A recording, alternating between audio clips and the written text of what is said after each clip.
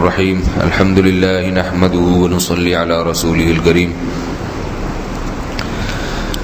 کبیرہ گناہوں میں سے ایک بہت بڑا جرم شراب پینا یا کسی بھی نشہ آور چیز کا استعمال کرنا۔ قرآن مجید میں اللہ تعالیٰ کا ارشاد ہے، یا ایھا الذین آمنوا انما الخمر والمیسر والانصاب والازلام رجس من عمل الشیطان، کہ ایمان والو شراب، جوا، پانسا یہ سب ناپاکی کے عمل ہیں، ناپاکی ہے، یہ پلید عمل ہیں، شیطان کے اعمال میں سے ہیں، فاجتنبوہ، ان کو چھوڑ دو۔ ہونا تو یہ چاہیے کہ جب ایک دفعہ اللہ کا حکم آ گیا تو چھوڑ دے انسان۔ شراب پینے والا کہتا ہے مجھ سے چھوٹتی نہیں ہے، تو اس سے یہ پوچھا جائے اگر ایس ایچ او کی طرف سے ایک لیٹر آ جائے کہ آپ چھوڑ دو ورنہ خیر نہیں ہے، فوراً چھوڑ دے گا۔ کسی نفسیاتی ہسپتال میں ایڈمٹ ہو جائے گا کہ بھئی مجھ سے چھڑوا دو ورنہ اگلا لیٹر نہیں آئے گا، پولیس آئے گی پھر۔ تو اللہ نے کتنے پیارے انداز سے یا ایھا الذین آمنو، اے لوگو جو مجھ پر ایمان لائے ہو۔ ڈی ایس پی سے، ایس ایچ او سے تو ڈرتے ہو، مجھ سے بھی ڈرتے ہو اور مجھ پر بھی ایمان رکھتے ہو، میں ان کو کہہ رہا ہوں۔ کافر کو نہیں اللہ نے کہا شراب چھوڑو، کافر کو نہیں، تبھی کافر کو شراب پینے کی اجازت ہے اسلامی مملکت میں۔ اسلامی مملکت میں کوئی کافر شراب پیتے ہوئے پکڑا جائے کوئی سزا نہیں ہے اگر چار دیواری کے اندر ہے، لیکن مسلمان چار دیواری کے اندر پی کے اور باہر دریافت ہو گیا، کیونکہ اب چار دیواری میں کوئی گھسیں گے تو نہیں نا کسی کو دیکھنے کے لیے، لیکن پتہ چل گیا کہ اس نے پی ہے شراب، پھر اسلام میں اس کی سزا ہے چوک پہ کھڑا کر کے اس کو 80 کوڑے مارے جائیں، چوک پہ کھڑا کر کے سب کے سامنے، اس لیے تاکہ دوسروں کو عبرت حاصل۔ شراب پینے والے اکثر یہ بھی کہتے ہیں کہ اس سے دماغی سکون ملتا ہے، فائدہ ہوتا ہے، آج کل ٹینشن کا دور ہے، اتنی پریشانیاں ہیں، تو اگر تھوڑی سی کوئی پی لے اور تھوڑا سا ریلیکس ہو جائے تو اس میں کیا جا رہا ہے۔ تو یہ بھی پرانا سوال ہے، نیا سوال نہیں ہے۔ رسول اللہ صلی اللہ علیہ وسلم سے بھی یہ کہا گیا تھا کہ بھئی اس میں کچھ فائدے بھی تو ہیں، تو اللہ نے اس کا جواب، بڑا بہترین جواب قرآن مجید میں نازل کیا، یسألونک عن الخمر، کہ یہ شراب کے بارے میں آپ سے پوچھتے ہیں، قل فیہما اثم کبیر ومنافع للناس، ان کو بتا دیجئے اس میں بہت بڑا جرم ہے، گناہ ہے، اور کچھ فائدے بھی ہیں، وَإِثْمُهُمَا أَكْبَرُ مِن نَّفْعِهِمَا، لیکن ان کا گناہ ان کے فائدوں سے بڑھ کر ہے۔ گناہ زیادہ ہے، فائدے کم ہیں۔ فائدے یہی ہے کہ تھوڑی دیر کے لیے تھوڑا دماغ میں مستی آ جائے گی، تھوڑا سا ریلیکس ہو جائے گا اور غم بھول جائے گا سارے۔ وہ الگ بات ہے کئیوں کو غم میں ڈال دیتا ہے باستہ شراب پینے والا، گولی مار دیتا ہے، چاقو مار دیتا ہے اور سر پھاڑ دیتا ہے، بیویوں کو طلاقیں بھی دے دیتے ہیں بہت سے۔ تو لیکن اس کا جو جرم ہے، اللہ فرماتے ہیں یہ گناہ جو ہے یہ اس کا فائدے سے بڑھ کر ہے، لہذا فائدے نہ دیکھو، اس کے جرم اور اس کے گناہ کو دیکھو۔ رسول اللہ صلی اللہ علیہ وسلم نے ارشاد فرمایا، ان علی اللہ عہدا من یشرب المسکر ان یسقیہ من طینۃ الخبال،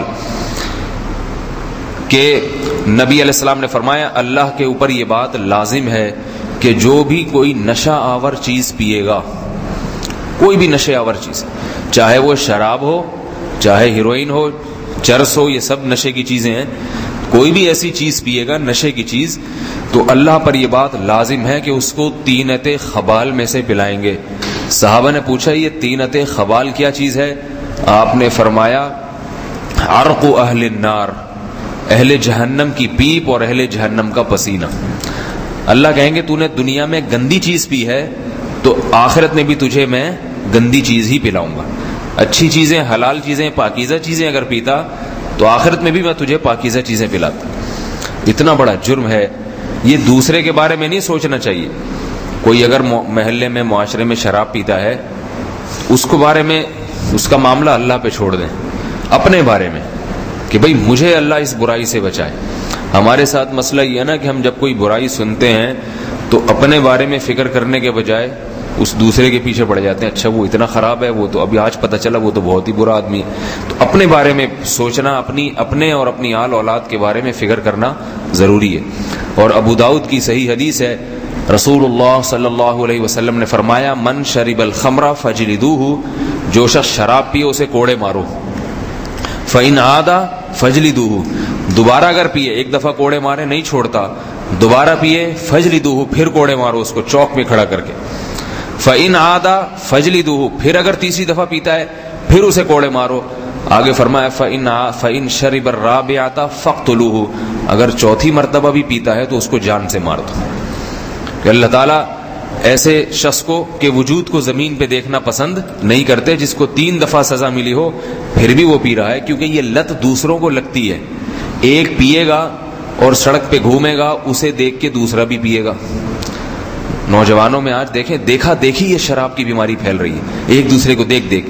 ہمیں یاد ہے ہمارے بچپن میں کوئی بھی شرابی نظر نہیں آتا تھا، کوئی بھی نہیں، کبھی ہم نے دیکھا نہیں کہ کوئی کسی نے شراب پی ہو. آج کھلے عام نظر آ رہے ہوتے ہیں، کوئی ادھر ٹن گھوم رہا ہے، کوئی ادھر ٹن گھوم رہا ہے.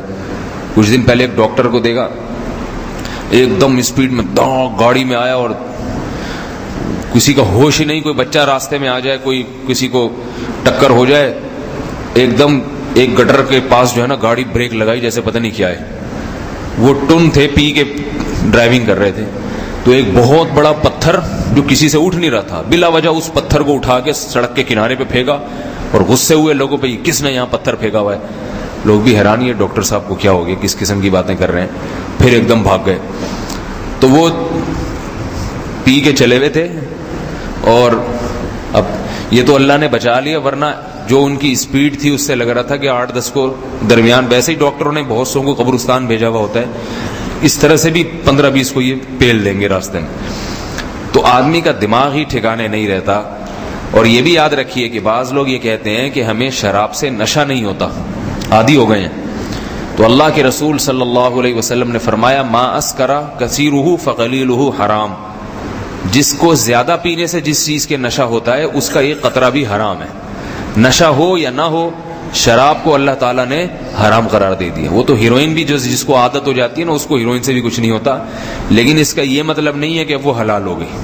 تو حرام چیز حرام ہے، چاہے ایک قطرہ ہو چاہے وہ زیادہ ہو.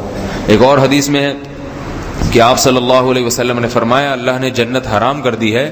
ان میں کچھ لوگوں کے نام لیے کہ فلاں پہ فلاں پہ، اور اس میں ایک ذکر کیا مدمن الخمر، کثرت سے شراب پینے والا، جس کو عادت پڑ جائے شراب کی، اس پہ بھی اللہ نے جنت کو حرام قرار دے دی.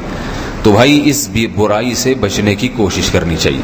البتہ یہ جو حدیث ہے کہ جو شراب پیے اسے کوڑے مارو، پھر کوڑے مارو، پھر کوڑے مارو، نہیں باز آتا قتل کر دو، تو یہ حکومت کے لیے ہے، عوام کے لیے نہیں ہے. پتہ چلا آپ نے کوئی شرابی دیکھا، لا کے اس کو کوڑے لگانا شروع کر دیے. اس کی شرعاً اجازت نہیں ہے کہ ایک عام آدمی تعزیر جاری کرے. عام آدمی اپنی اولاد پہ تعزیر جاری کر سکتا ہے، اپنے بیوی بچوں کو سزا دے سکتا ہے، محلے پڑوس کے لوگوں کو سزا نہیں دے سکتا. کوئی ہے تو اس کے لیے دعا کرے، انسان تبلیغ کرے، اس کو اچھے طریقے سے دین پہ لانے کی کوشش کرے. تو یہ حکومت کا کام ہے کوڑے لگانا یا اس کو، اور حکومت تو خود شراب پیتی ہے، وہ کیوں کوڑے لگائے گا؟ ہمارے حکومت سے یہ ہے کہ وہ کوڑے لگائیں گے. سب سے پہلے تو ان کے اپنے لگنا شروع ہو جائیں گے. وہ کسی نے ایک دفعہ ایک کارٹون بنایا اخبار میں کہ پاکستانی حکومت نے اعلان کیا ہے کہ چور کا ہاتھ کاٹا جائے گا، اسلامی حکومت نافذ ہو گئی. اور یہ اعلان کیا تھا اصل میں ایک وزیر اعظم تھے، اس نے اعلان کیا تھا پاکستان میں کہ چور کا ہم بھی ہاتھ کاٹیں گے. تو اگلے دن اخبار میں کارٹون آیا، انہی وزیر اعظم کے دونوں ہاتھ کٹے ہوئے ہیں. سب سے پہلے انہی کے دونوں کٹ گئے ہاتھ.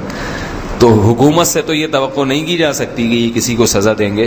تو بس اب یہی ہے کہ کوئی پیتا ہے تو اس کے لیے خیر خواہی کی جائے، اس کے لیے دعا کی جائے، اس کو آرام سے سمجھایا جائے.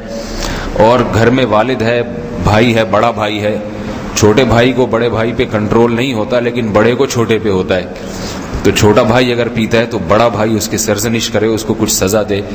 باپ ہے وہ اپنی اولاد کی خبرگیری کرے کہ یہ کہیں شرابیوں میں تو نہیں بیٹھ رہا. شراب سے متعلق ایک اور مسئلہ بھی ہے کہ شراب ویسے بھی ناپاک ہے. تو اندازہ لگائیے جو چیز کپڑے پہ لگ جائے نماز نہیں ہوتی، وہ پیٹ میں اتارنے کی کیسے اجازت ہوگی؟ نبی علیہ السلام نے فرمایا آخر زمانے میں لوگ شراب کا نام بدل کے پینا شروع کر دیں گے. آج کل آ رہی ہے نا مختلف قسم کی چیزیں، تو وہ ایسے مشروب آ رہے ہیں، ایسے محلول آ رہے ہیں، شراب نہیں کہتے ان کو، مختلف نام رکھے ہوئے، تو کہتے ہیں یہ تو صرف دماغ کو تھوڑا سا ریلیکس کرنے کے لیے، اور وہ ریلیکس کے بہانے جو ہے پیتے چلے جاتے ہیں۔ شراب میں ایک بڑا جرم یہ بھی ہے، دنیا میں جتنے بھی قوانین ہیں پوری دنیا میں، شراب پینے والے کو اگر نشے کی حالت میں کوئی جرم کرتا ہے تو وہ قابل معافی ہوتا ہے۔ اگر کوئی شراب پی کے کسی کو ٹکر لگا دی، یہ تو پیے ہوئے تھے، ٹن تھے، تو صاحب کو معاف کر دو، بھائی تھوڑی بہت سزا ہوتی ہے۔ قتل کر دیا تو بھائی چونکہ نشے میں تھا اس لیے قتل نہیں کیا جائے گا۔ اسلام میں شراب پی کے اگر کوئی جرم کرتا ہے تو قابل معافی نہیں۔ شراب پی کے کسی کو قتل کر دیا تو یہ نہیں کہہ سکتا میں تو دماغی مجھے پتہ ہی نہیں تھا میں نے جان سے مار دیا، اس کو قصاصاً جان سے مارا جائے گا۔ اگر اس نے شراب پی کے کسی کو جان سے مار دیا تو اس کو بھی جان سے مارا جائے۔ تو اسی طرح بہت سے لوگ شراب پی کے بیوی کو طلاق دے دیتے ہیں، شراب پی کے بیوی کو طلاق دے دیتے ہیں۔ اس میں ایک مسئلہ سن لیے کہ رسول اللہ صلی اللہ علیہ وسلم نے فرمایا لا طلاق ولا عتاق فی اغلاق، کہ نہ طلاق ہے نہ غلام کو آزاد کرنا ہے اغلاق میں۔ اغلاق کا مطلب جب دماغ انسان کا بند ہو جائے، بالکل اس کو پتہ ہی نہ ہو، جیسے سوتے میں کسی نے دے دی طلاق۔ تو اس سے بعض فقہا کہتے ہیں کہ شراب پینے والے کا بھی چونکہ دماغ حاضر نہیں ہوتا لہذا اس کی بیوی کو طلاق نہیں ہوتی۔ لیکن راجح قول اس میں یہ ہے، جس پہ فتویٰ دیا جاتا ہے، کہ شراب پینے والے کا دماغ اتنا غیر حاضر نہیں ہوتا کہ وہ اس کو کچھ ہوش ہی نہ ہو۔ ایک دفعہ میرے پاس فون آیا، میں ڈاکٹر صاحب کے پاس بیٹھا ہوا تھا، تو فون یہ آیا کہ ایک آدمی نے کہا بھائی میں نے شراب پی ہوئی تھی، بیوی کو کئی طلاقیں نکال دی ہیں زبان سے۔ تو میں نے اسے بولا کہ بھائی طلاق واقع ہو گئی ہے۔ اگر خود سے کوئی شراب پیے، کسی نے نشے کا انجیکشن لگا دیا پھر طلاق دی ہے تو نہیں ہوتی۔ تو میں نے اسے کہا کہ آپ نے خود شراب پی تھی؟ اس نے کہا کہ میں نے کہا ہو گئی ہے طلاق، مسئلہ یہی ہے۔ تو وہ کہنے کہ میں تو ہوش میں نہیں تھا، میں تو نشے میں تھا، میں تو یوں تھا۔ پھر لوگ جو جیسے کرتے ہیں، تو ڈاکٹر صاحب نے ایک بات کی، انہوں نے کہا کہ اس سے پوچھے کہ طلاق دینے والا جب بھی شراب پیتا ہے وہ اپنی بیوی ہی کو کیوں دیتا ہے، اپنی والدہ یا بہن یا کسی اجنبی عورت کو کیوں نہیں دیتا؟ اس کا مطلب ہے اسے ہوش ہوتا ہے کہ یہ بیگم ہے، اس پہ لگے گی، یہ والدہ ہے، اس پہ نہیں ہوتی۔ یہ سب ہوشیار ہوتے ہیں، سب پتہ ہوتا ہے کہ بیوی کو دینے۔ جتنے کیسز ہمارے پاس آئے ہیں نا طلاق دینے، شراب پی کے طلاق دینے والے کے، وہ سارے اپنی بیوی ہی کو دے رہے ہوتے ہیں۔ اس کا مطلب ہے اتنے پاگل ہوتے نہیں ہیں، بنتے ہیں زیادہ۔ تو یہ مسئلہ خوب یاد رکھیں، اگر کسی نے خود نشہ کیا، کتنا ہی ٹن گھوم رہا ہو نشے میں، اگر بیوی کو طلاق دے گا تو پھر طلاق واقع ہو جائے گی۔ اس سے پتہ چلا کہ شراب کے نقصانات میں سے ایک نقصان یہ بھی ہے کہ ایک گھر بھی اجڑ جاتا ہے بعض دفعہ۔ جیسے اگر وہ چاقو مار دے گا تو لگ جائے گا نا چاقو بیوی کے، اب بعد میں کہا کہ میں تو نشے میں تھا، مجھے تو میری بیوی کا کیا قصور ہے، میری نشے کی سزا اس بیوی کو کیوں دی جا رہی ہے؟ تو یہی کہا جائے گا بھائی دنیا میں تو اس کو سزا ملے گی، آخرت میں اللہ پھر انتقام لے لے گا۔ دنیا میں تو آپ ظلم کر کے بھی کسی کو ماریں تو وہ اثر تو ظاہر ہوگا اس۔ تو آپ طلاق شریعت کے مطابق دیں یا شریعت کے خلاف دیں، وہ تو بہرحال جا کے لگ جائے گی، کیونکہ اللہ کے نبی نے فرمایا ثلاث جدہن جد وہزلہن جد، تین چیزوں کی حقیقت بھی حقیقت ہے اور ان کا مزاح بھی حقیقت ہے، ان میں مذاق ہے ہی نہیں۔ ان میں ایک طلاق، نکاح اور غلام کو آزاد کرنا۔ تو طلاق میں بھی جو ہے نا مذاق نہیں ہوتا، وہ ہو جاتی ہے۔ ہاں البتہ کسی اور نے نشے کا انجیکشن لگا کے طلاق نکلوا لی، زبان سے پھر نہیں ہوتی۔ تو اس کا بھی خیال کرنا چاہیے کہ جب شادیاں کریں، آج کل لڑکوں میں نشے کا رجحان بڑھتا جا رہا ہے شراب کا، تو ذرا یہ بھی اس کا لیبارٹری ٹیسٹ کروا لیا کریں کہ پیتا تو نہیں ہے۔ یہ آج کل یہ رجحان بڑھ رہا ہے، تو پینے والے کا جو ہے نا اس کا کوئی بھروسہ نہیں ہوتا، وہ طلاق بھی دے سکتا ہے، چاقو بھی مار سکتا ہے۔ تو اللہ کے رسول صلی اللہ علیہ وسلم نے اس کو ناپسند کیا۔ ایک بس آخری بات بتا کے اپنی بات ختم کرتا ہوں۔ صحابہ کرام جو تھے یہ زمانے جاہلیت میں شراب کے عادی تھے اور بہت محنت سے شراب بنا کے پیتے تھے، انگور اور کھجور کی شراب، جو اعلیٰ قسم کی شرابیں ہیں، بہت محنت سے، بہت تیز نشے والی شرابیں پیتے تھے۔ تو اللہ نے جب یہ آیات نازل کی ہیں کہ اے ایمان والو شراب پلید چیز ہے، اس سے بچو، تو ایک لمحے میں چھوڑ دی انہوں نے۔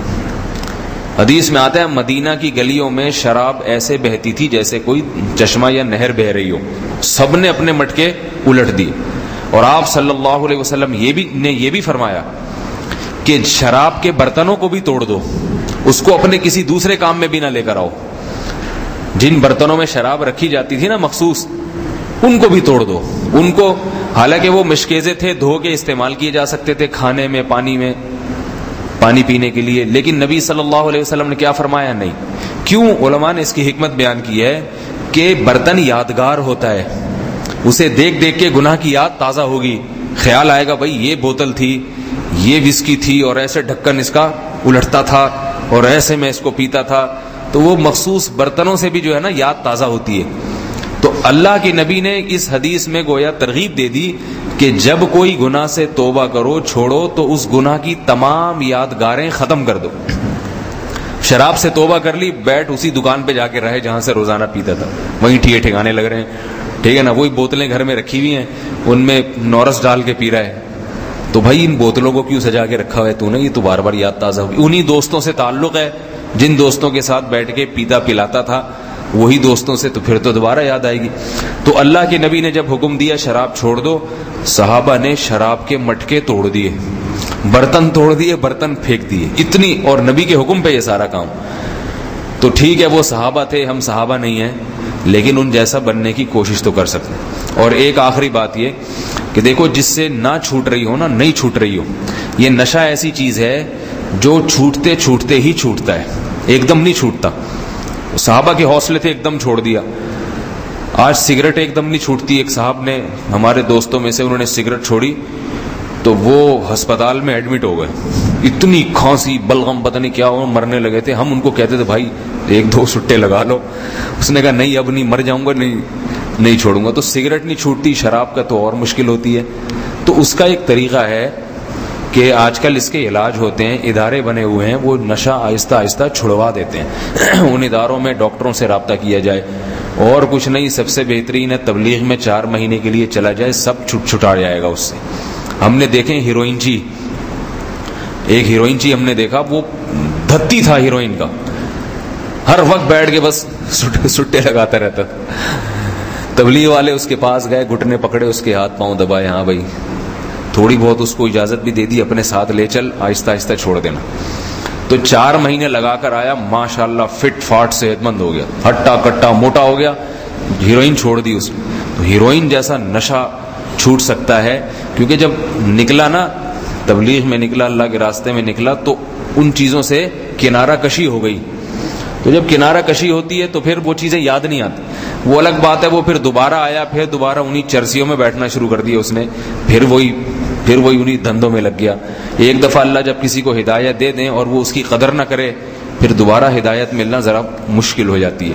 تو تبلیغ کا راستہ ہے، اس میں نکل جائے انسان، چھوٹ جاتی ہیں چیزیں. ورنہ ڈاکٹروں سے بھی رابطے میں رہے. آج کل ایسی دوائیاں آتی ہیں آہستہ آہستہ کر کے.